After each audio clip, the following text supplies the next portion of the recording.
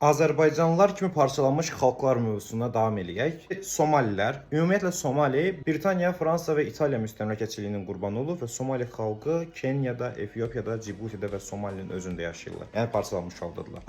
Polyaklar Rusiya, Prusiya və Avstriya imperiyası tərəfindən düz 3 dəfə bölüşdürüldülər və daha sonra isə siyasi gedişat nəticəsində müəyyən yerləri qaytara biliblər. Albanlar 1913-cü il azadlığa çıxsalar da, torpaqlarının bir çox qismi Kosovoda, Şimali Makedoniyada, Yunanistanda qalmağa davam elədi ki, daha sonra həminki regionda konfliktlərin səbəblərindən biri də Albanların parçalanmış halda regionda yaşaması idi. Basklar. Fransa və İspaniya arasında Pireney müqaviləsi ilə tam dəqiq sürətdə Bask xalqı parçalandı. Belə ki, Baskların bir qismi İspaniyada qaldı, bir qismi isə Fransada. Həmin müqavilə tək Baskları yox, həm də Katalon xalqını da iki yerə böldü. Katalonlar da böyük qismi İspaniyada, müəyyən qismi isə Fransada qaldı. Bəluçlar Böyük Britaniya imperializmi ilə yerli havadar lokal monarxların, yəni Britaniyanın müttəfiq olan monarxların siyasəti nəticəsində Əfqanistanda, Pakistanda və İranda yaşayırlar. Yəni parçalanmış halda yaşayırlar. Burada Goldsmith xətti ilə Durand xətti, yəni Əfqanları bölən Durand xətti rol oynamışdır. Türkistan xalqları, yəni bu gün Orta Asiya dediyimiz Türkistan coğrafiyasındakı türk dilli özbəklər, qırğızlar, Uyğurlar və türkmənlər parçalanmış halda yaşayırlar. Bir də İran dilli taciklər də bu taleyini onlardan bölüşürlər ki, bu həm Rus, həm də Çin siyasətinin nəticəsidir, amma böyük olsa Sovetlərin təsirindən baş vermişdir. Yəmənlilər Osmanlı və Britaniya arasında parçalanmış halda düz 1839-cu ildən bəridir ki, yaşayıblar. 1990-cı ildə isə birləşməyi bacarıblar. Yəni şimal tərəfi Osmanlı olub, cənub tərəfi isə Britaniya müstəmləkəsi olub. Monqollar. Monqolistan Manjurtsin sülaləsinin bir hissəsi idi. Nə vaxt ki bu Manjurtsin sülaləsinin Qing dinastiyası dediyimiz sülalə çökdü, Çin parçalandı. Onda xarici Monqolistan azad olsa da, daxili Monqolistan Çində qalmağa davam elədi ki, bu gün də Monqollar eynən bizim kimi parçalanmış halda yaşayan xalqdır. Lao xalqı. Hind-Çində yaşayan Lao xalqı Fransız imperializmi nəticəsində Taylandda və Laosda yaşayırlar. Yəni fransız siyasəti Lao xalqını Siam, yəni keçmiş adından Siam, bugün Taylanddır, onunla